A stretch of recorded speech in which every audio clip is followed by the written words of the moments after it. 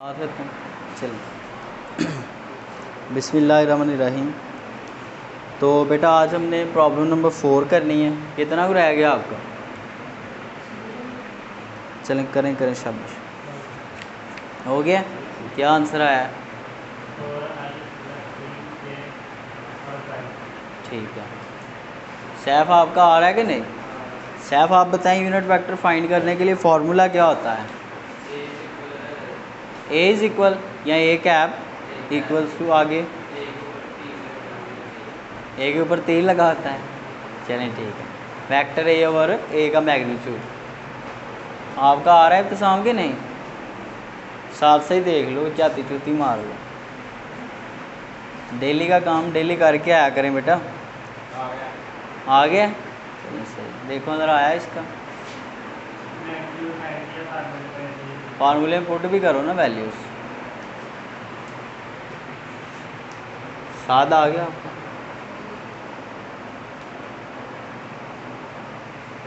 चलें जी बिस्मिल्लाहिर्रहमानिर्रहीम। चलें अब इधर देखें बेटा।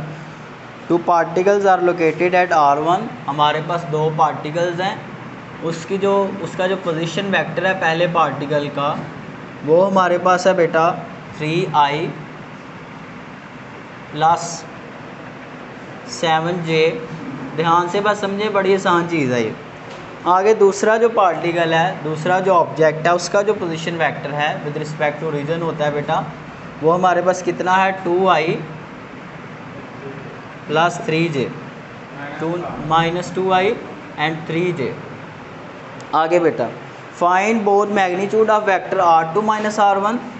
देखें बेटा R2 माइनस R1 का मैग्नीट्यूड फाइंड करना है, तो मैं कह लेता हूँ कि R2 माइनस R1 करके जो हमारे पास एक नया वेक्टर आ रहा है उसको मैं नाम दे लेता हूँ R का। क्या नाम दे लेता हूँ? R का। आगे बेटा उसके बाद इसका हमने मैग्नीट्यूड फाइंड करना है, तो पहले तो हम ये वेक्टर फाइंड करेंगे और वेक्टर जब हमारे पास आ जाएगा फिर उसी वेक्टर से हम उसका क्या बना लेंगे? मैग्नीट्यूड बना लें। क्या बना लेंगे? अभी करते हैं तो बड़ा सिंपल है। और दूसरा देखें, ये जो हमारे पास वेक्टर आ रहा है जिसको हमने R2 माइनस R1 कहा है और फिर उसको हमने नाम सिंपल क्या दे दिया? R का नाम दे लिया। क्या नाम दे लिया? जैसे 1 + 2 हो या 1 - 2 हो, इसको आप सिंपल -1 भी तो लिख सकते हैं ना, तो इसकी जगह मैं R ये यूज़ कर लिया बाहर।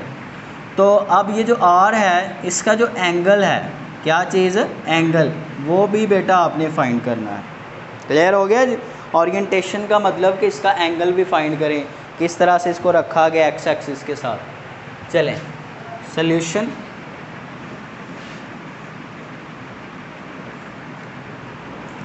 सबसे पहले तो हम R2 माइनस R1 करते हैं, तो हमारे पास क्या आएगा? इसको हमने R का नाम दिया है, that is equal to R2, वो क्या है हमारे पास -2i और उसके बाद प्लस 3j, उसके बाद माइनस आ रहा है। जब माइनस लगाएंगे तो R1 की सारी टर्म्स साइन क्या हो जाएंगे? चेंज हो जाएंगे। देखिए ये बेटा माइनस है ना, -R1 है तो R1 के सारे साइन हम चेंज कर देंगे। प्लस का 3i था तो अब क्या हो जाएगा? माइनस का 3i। ये प्लस का 7 था तो अब क्या हो जाएगा? माइनस का 7। बात समझ आई? अब बेटा हमारे पास ये इसका सिंपल सॉल्व हो रहा है, तो 2 और 3 कितना हो गया? -5i प्लस 3 में से 7 निकालें तो -4j। ये हमारे पास आ गया R वेक्टर। जब आपने R का बेटा मैग्नीट्यूड फाइंड करना हो तो आप कैसे फाइंड करते हैं? ऐसे भी लिख सकते हैं इसको, सिंपल R से भी लिख सकते हैं। ठीक है कि नहीं? दोनों एक ही बात है। मैग्नीट्यूड ऐसे लिखें या ऐसे लिखें। अब बेटा हमने R फाइंड करना है सिंपल मैग्नीट्यूड, तो वो किसके इक्वल होता है? x कंपोनेंट का स्क्वायर प्लस, तो x कंपोनेंट यहाँ पे क्या है? -5 है। हाफिज़ साहब बात समझ आई है? प्लस y कंपोनेंट क्या है? -4 है, उसका स्क्वायर और उसका फिर होल में क्या ले लेते हैं? अंडर रूट, स्क्वायर रूट ले लेते हैं। ठीक। अब हमारे पास ये क्या बनेगा? 25 प्लस 16, ये बन जाएगा √41। तो √41 लें ज़रा, क्या आंसर आ रहा है? 6.4। यही आंसर है बेटा। तो ये हमारे पास R2 माइनस R1 से जो वेक्टर बन रहा था उसका मैग्नीट्यूड आ चुका है। क्लियर हो गया जी? अब आगे बढ़ते हैं, यानी कि आर को हमने शुरू में क्या नाम दिया, R2 माइनस R1 है ना, तो ये उसका मैग्नीट्यूड है। बहरहाल ऐसे लिख लें वैसे। अब आगे भाई थीटा फाइंड करना है। अब गौर से आपने देखना है, ये थीटा लिखने से पहले मैं ज़रा एक चीज़ और यहाँ मेंशन कर दूँ। देखें बेटा, अगर हमारे पास जो आर का हमने एंगल फाइंड करना है, अब आर का एंगल कैसे फाइंड करेंगे, पहले तो देखेंगे कि आर कौन से क्वाड्रेंट में लाई कर रहा है। एक्स कंपोनेंट है माइनस, वाई कंपोनेंट है माइनस, तो माइनस किस में होता है, दोनों माइनस थर्ड क्वाड्रेंट में है कि नहीं। सो एस आप लिख देंगे as X and Y both components are negative, so R2 minus R1 lies in कौन से क्वाड्रेंट में, थर्ड क्वाड्रेंट में। बात समझ आ रही है बेटा। जब हम थर्ड क्वाड्रेंट में होते हैं तो हमारे पास जो एंगल होता है अब साहब, वो किसके इक्वल होता है, वो इक्वल होता है 180 डिग्री प्लस फाई के। रिमेंबर जी, याद है कि नहीं याद, चार मैंने पढ़ाए थे, चारों क्वाड्रेंट में एंगल किस तरह फाइंड किया जाता है। ये आपने शायद नहीं पढ़ा हुआ, वेक्टर एडिशन में नहीं ना पढ़ा हुआ साथ आपने। चलें बहरहाल याद रखें बेटा, ये पीछे चारों केसेस इनको बता दीजिएगा, वहाँ से ये बता देंगे तो आप पढ़ लीजिएगा। तो पहले तो हमें फाई फाइंड करना पड़ेगा। ये थीटा वो एंगल है जो हमारा वेक्टर बनाएगा टोटल किसके साथ, एक्स एक्सिस के साथ। देखते हैं भाई, अब फाई पहले फाइंड करेंगे, फिर इधर फाई पुट कर देंगे। तो फाई किसके इक्वल होता है, tan इनवर्स y कंपोनेंट और x कंपोनेंट।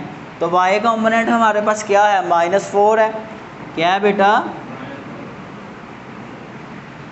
ठीक हो गया कि नहीं। x कंपोनेंट क्या है, -5 है, और साथ बाहर tan इनवर्स भी था ना, ये tan इनवर्स भी तो पड़ा हुआ था, वो मैंने लिखा ही नहीं। क्लियर हो गया भाई। अब -4 को -5 से डिवाइड, माइनस तो वैसे कैंसिल हो गया। पहले 4 को 5 से डिवाइड करें, जो भी आंसर है उसका फिर क्या लें, tan इनवर्स लें। बताएं जी क्या आंसर आ रहा है जी, 25 38। क्लियर हो गया। अब देखें, ये फाई की कीमत आ गई है, ये फाई की वैल्यू अब इधर पुट कर दें। 180 प्लस फाई की क्या वैल्यू है, 38.6। करें ज़रा क्या आंसर आ रहा है। 218.6 को आप अप्रॉक्सीमेटली क्या लिख सकते हैं, 219 डिग्री लिख सकते हैं। तो यही आंसर है बेटा आपका। तो ये हमारे पास बेटा जो वेक्टर का ओरिएंटेशन यानी कि उसका एंगल था वो भी फाइंड कर लिया, प्लस उसका मैग्नीट्यूड भी हमने फाइंड कर लिया। ठीक है बेटा। अब आगे बढ़ते हैं, हमारे पास सेकंड वाले को देखते हैं, वो क्या है, न्यूमेरिकल नंबर 5। ज़रा बुक दें मुझे आप। प्रॉब्लम नंबर 5 में कह रहा है, if vector B is added to vector A. Statement को ज़रा गौर से समझें कि अगर हम क्या करें, वेक्टर बी को ऐड करें किसमें, वेक्टर ए में, कि बी को हम कर रहे हैं ऐड किसमें, वेक्टर, बात समझ आ रही, कि बी को जमा कर रहे हैं किसमें, ए में। तो हमारे पास क्या आंसर आ रहा है, द रिज़ल्ट इज़ 6i। ये इक्वल किसके आ रहा है, 6i प्लस 7j, कहाँ पे, प्लस j। क्लियर हो गया कि नहीं। आगे क्या कह रहा है, कह रहा है if b is subtracted from a, अगर b को सब्ट्रैक्ट कर दें, निकाल दें किस में से, a में से, तो हमारे पास क्या आंसर आएगा, the answer will be -4i plus 7j। Clear हो गया कि नहीं। आगे बेटा देखें, what is the magnitude of vector A. A का जो मैग्नीट्यूड है वो निकालें। समझ आ रही बात की कि नहीं। तो बड़ा सिंपल है बेटा, आप देखें ज़रा,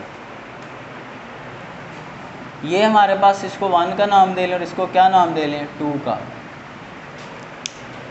अगर हम 1 और 2 को ऐड करें जैसे आप मैथमेटिक्स में करते हैं, साइमल्टेनियसली सॉल्व करें, एडिंग 1 एंड, समझ आ रही कि नहीं। अब देखें, लेफ़्ट साइड लेफ़्ट में ऐड होती है, राइट साइड तो ए प्लस बी, प्लस करेंगे तो दूसरी टर्म क्या है, ए माइनस बी। समझ आ रही साथ? लेफ़्ट को लेफ़्ट में ऐड किया और राइट को राइट में करने लगा हूँ। तो 6i प्लस जे, और उसमें ऐड करेंगे ये वाली टर्म, तो वो प्लस माइनस माइनस ही हो जाएगा, -4i प्लस 7j। बात समझ आ रही है? समझ आ रही है कि नहीं? चलें ठीक है।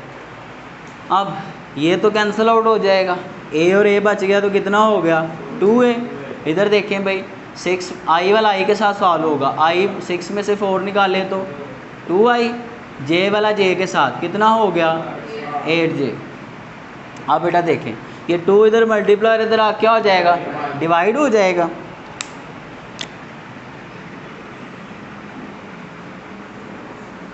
देखें जी, तो इधर बच गया सिंपल a, और उधर क्या हो गया, जब ये 2 उधर जाके डिवाइड होगा तो 2 2 से कैंसिल हो जाएगा।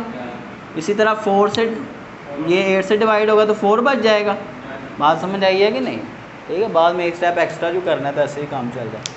अब ये हमारे पास a वेक्टर आ गया है, तो किसी वेक्टर से उसका मैग्नीट्यूड निकालना तो आपको आता ही है कि नहीं? x कंपोनेंट का स्केयर, y कंपोनेंट का स्केयर, तो x कंपोनेंट यहाँ पे 1 है, कुछ भी ना हो तो 1 होता है, 1 का स्केयर प्लस 4 का स्केयर, 5 आ गया।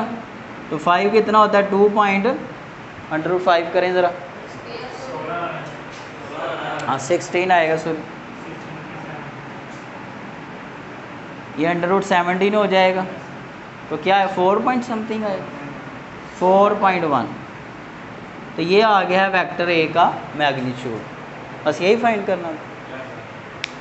आगे जी थर्ड करते हैं भाई, प्रॉब्लम नंबर 6। यहाँ तक समझ आ रही है कि नहीं? ध्यान बेटा इधर रखें, फोकस के साथ समझें, बहुत आसान है। 2.6 है, देखें जी क्या कह रहा है, कह रहा है गिवन दैट, अगर आपको एक वेक्टर ए दे दिया गया है,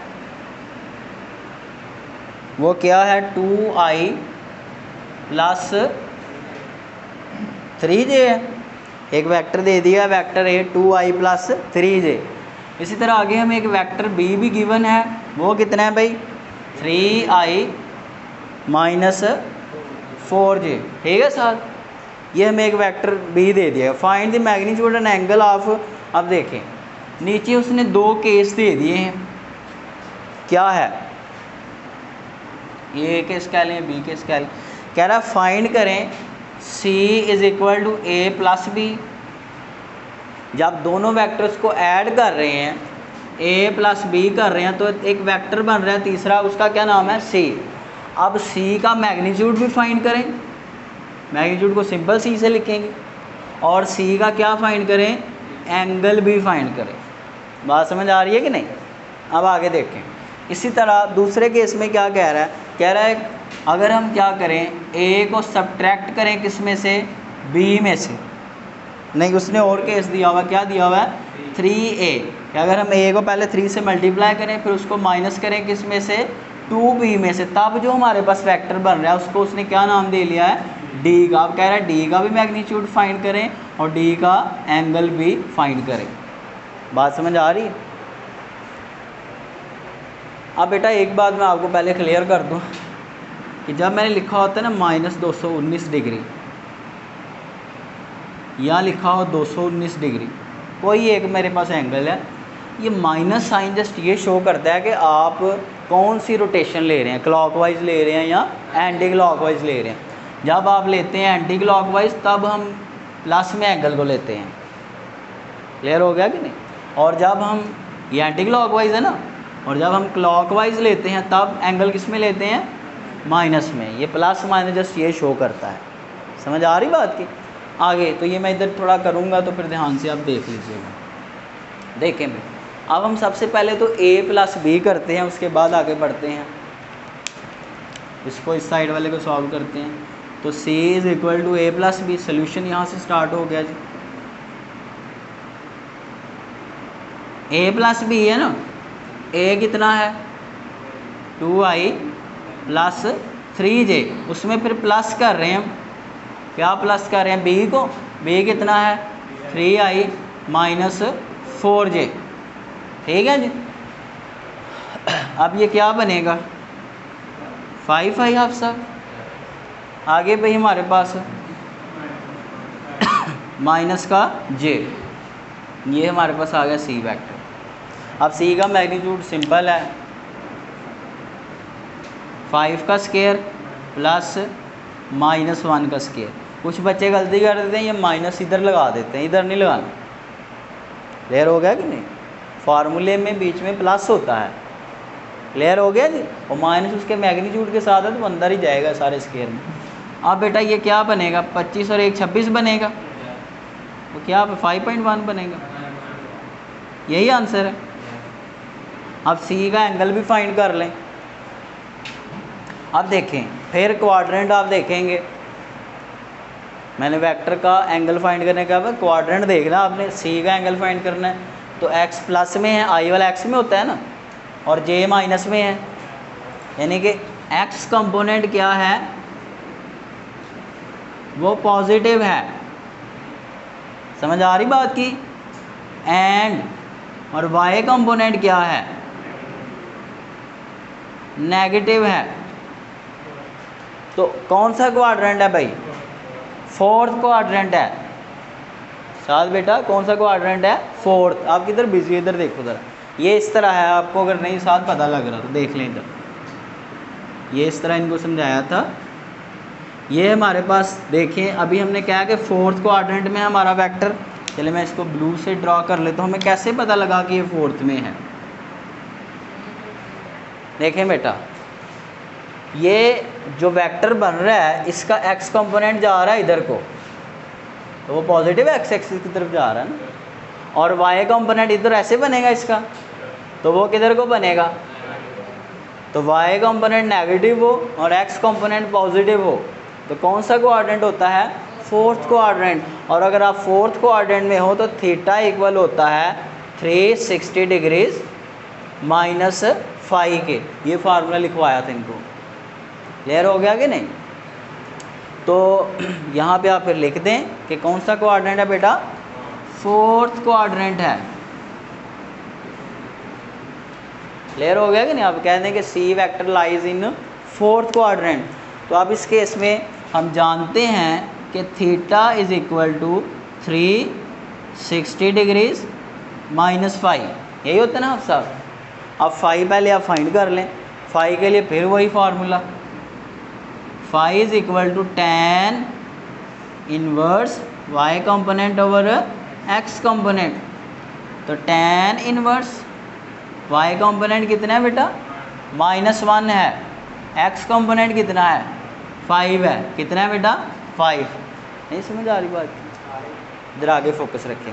अब -1 को जब 5 से डिवाइड करें फिर उसका आप tan इनवर्स लें, बताएं ज़रा क्या आंसर आ रहा है, माइनस।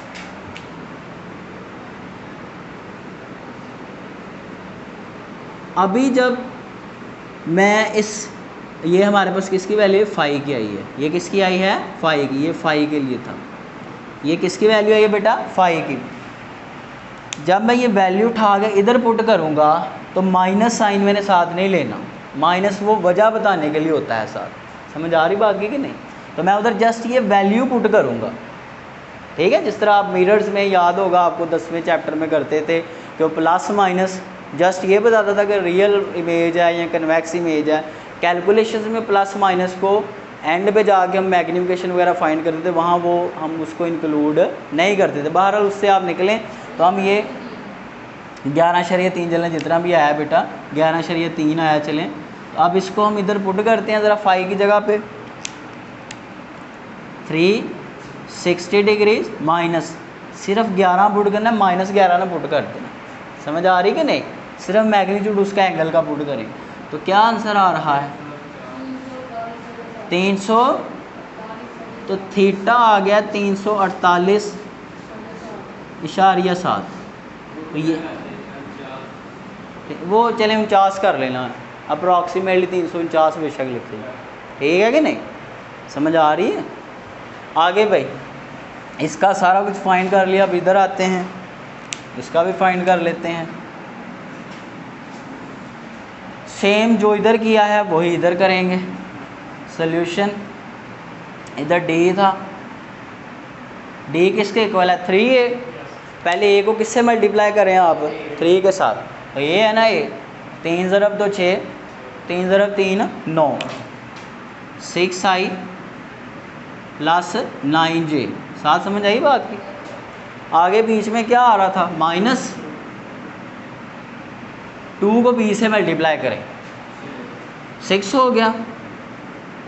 ये प्लस वाली रकम थी तो इस माइनस ने क्या कर दिया, ये माइनस वाली थी, इस माइनस ने क्या कर देना है, यानी कि आगे रकम के साथ प्लस आएगा। अब मल्टीप्लाई भी कर लेते हैं, तो इस 2 को आप इस 4 से मल्टीप्लाई करेंगे तो 8 हो गया। क्या हो गया 8। समझ आ गई बात की? जी हाँ, जे भी साथ आएगा, वो तो आएगा ही। चलें अब ज़रा इसको देखें हमारे पास क्या बन रहा है। 6 को 6 से 0 आई, 9 को 8 से 17 जे, ये बनेगा ना। अब ज़रा डी का मैग्नीट्यूड फाइंड कर लें। 0 का स्केयर प्लस 17 का स्केयर, तो 17 का स्केयर ही पीछे कट गया, वो कितना आ गया 17। बात समझ आ गई? तो डी का मैग्नीट्यूड कितना आ गया भाई 17। समझ आ गई?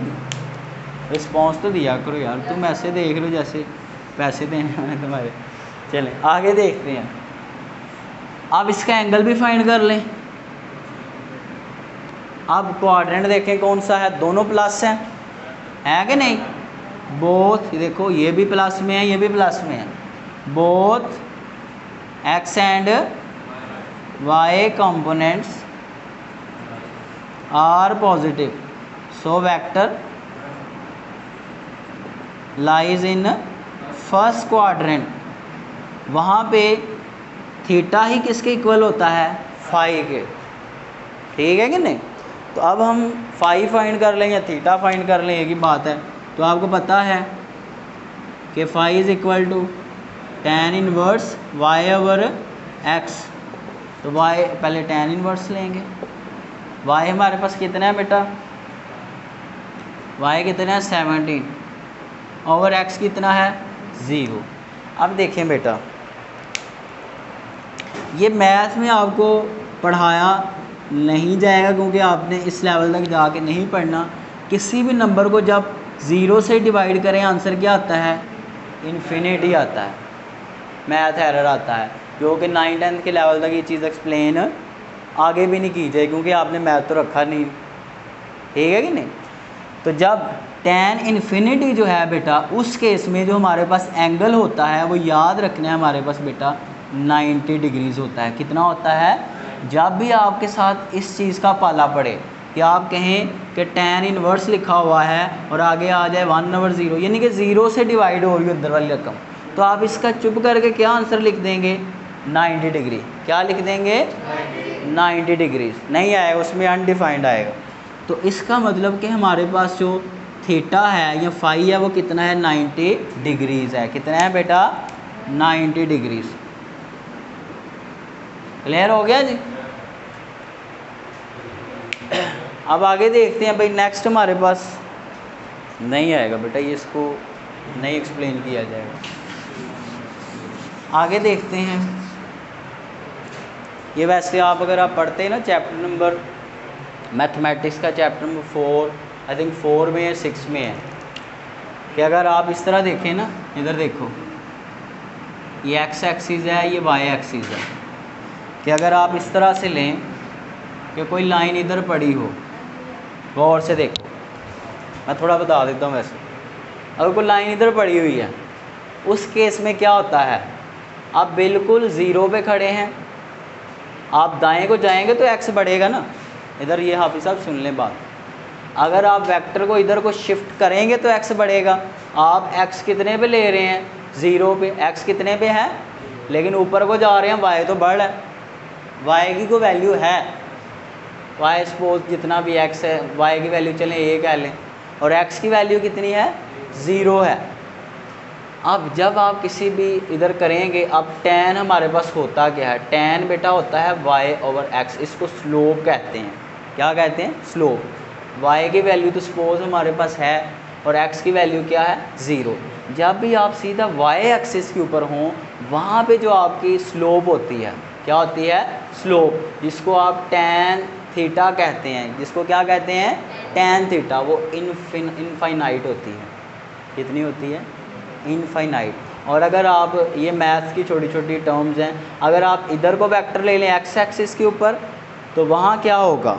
गौर से देखें, ना आप y को ऊपर गए हैं ना नीचे गए, आप सीधा इधर रहे हैं, यानी कि यहाँ y की वैल्यू क्या है? x की कोई वैल्यू है, आप यहाँ तक आए हैं तो x की कोई ना कोई वैल्यू तो है ना, आप सपोज 1 है। यहाँ अगर आप स्लोप फाइंड करेंगे ना tan थीटा वाले फार्मूले से, तो y/x वाले से देखें, y हमारे पास 0x a है, तो फिर स्लोप 0 आती है। अगर आप x वाली लाइन के ऊपर हों तो स्लोप क्या आती है? 0। क्या आती है? 0। ठीक है। और अगर आप y वाली लाइन के ऊपर हों तो फिर स्लोप क्या आती है? इनफाइनाइट। अब इस केस में एंगल की जो मैं बात कर रहा था, y और x के बीच में देखें एंगल कितना बन रहा है।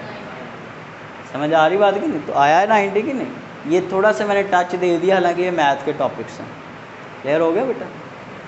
चलें, अब इससे आगे हम आज का आखिरी प्रॉब्लम करते हैं आज के, उसके बाद फिर इसको वाइंड अप करते हैं, क्योंकि फिर आपकी मैडम आपको लिखने नहीं देती।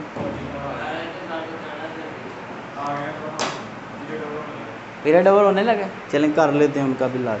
चलें आगे देखें हमारे पास क्या है। प्रॉब्लम नंबर 7 है,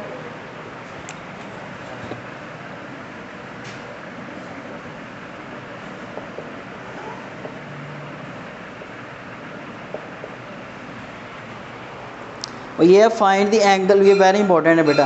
find the angle between two vectors. दो वेक्टर्स हैं हमारे पास, वेक्टर ए है 5i + j, और बी वेक्टर क्या है हमारे पास 2i + 4j। इनके बीच में एंगल फाइंड करें। सपोज एंगल इन दोनों के बीच में क्या है? थीटा है। क्या नाम दे लें उसको? थीटा का नाम दे लें। देखें बेटा, इधर वेरी सिंपल इंपॉर्टेंट है। आप जानते हैं a.b इक्वल होता है ba cos थीटा के, या a b cos थीटा लिख लें, कम्यूटेटिव प्रॉपर्टी होल्ड करती है। याद है कि नहीं याद?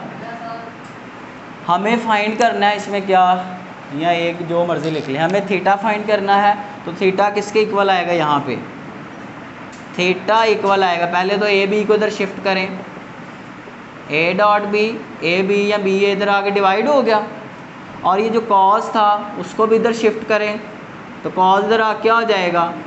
इन्वर्स हो जाएगा। क्या हो जाएगा? देखो बेटा मैंने क्या किया है, समझ आ गई बात की? देखो ए बी इधर आके डिवाइड हो गए, कॉस को बाद में ले गए तो वो इधर आ क्या हो जाएगा? इन्वर्स। हमाद आजम इधर माद सो रहा है। चलें a.b और ए बी, अब देखें a.b कर लेंगे ना, डॉट प्रोडक्ट आपको करना आता है। चलें सुनने में कर ही देता हूँ यार आप लोग। Theta is equal to cos inverse a.b। A की क्या वैल्यू है? 5i + j, उसका डॉट ले रहे हैं किसके साथ? b के साथ। b कितना है? 2i + 4j। फिर उसको डिवाइड करेंगे ए बी के मैग्नीट्यूड के साथ। a का मैग्नीट्यूड क्या आएगा? यहीं से मैं लिख देता हूँ। a का मैग्नीट्यूड आएगा 5 का स्क्वायर + 1 का स्क्वायर, 26, यानी कि 5.1 आएगा। मल्टीप्लाई b है, b का क्या बनेगा मैग्नीट्यूड? b का बनेगा 2 का स्क्वायर + 4 का स्क्वायर, 20 बनेगा। √20 4/4। ठीक है बेटा। अब कॉस इनवर्स, ये 5 को 2 से 10, आई क्या हो जाता है? 1। इस तरह j को j के साथ 1 × 4 कितना हो गया? 4। ये 5 को इसको ज़रा मल्टीप्लाई करके बताएं क्या आता है? ऊपर आ जाएगा कॉस इनवर्स 14, कितना? 22। अब इन दोनों को डिवाइड करो आपस में, फिर उसका कॉस इनवर्स लो, वही आंसर है 52। ये आंसर है। चलें जी नोट करें, ये एंगल है जो आपके दोनों वेक्टर्स आपस में बना रहे हैं जी। चलें ठीक है, कोई फ़र्क नहीं पड़ता, लिख लें ये बेटा हमारा आज का लेसन था।